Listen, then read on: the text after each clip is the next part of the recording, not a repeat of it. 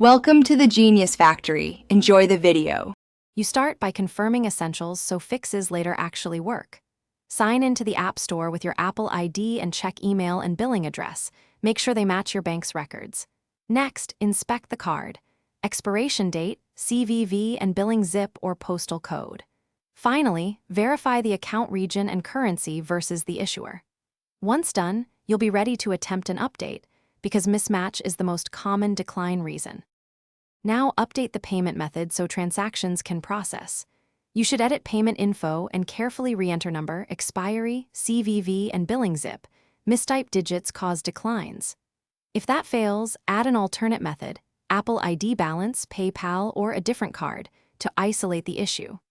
Remove obsolete cards first, wait a few minutes to let Apple's system refresh, and then re-add the corrected card. This sequence forces a new authorization. Finally, complete a small purchase to trigger a fresh authorization.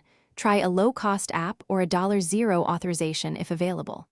If the decline persists, contact the bank to confirm there are no holds, fraud blocks, or international restrictions, and ask them to allow Merchant 3DS or App Store transactions.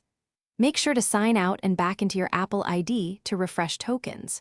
If none of this works, contact Apple support with your transaction attempts and bank confirmation for faster resolution. Thanks for watching. If you found this helpful, don't forget to like and subscribe.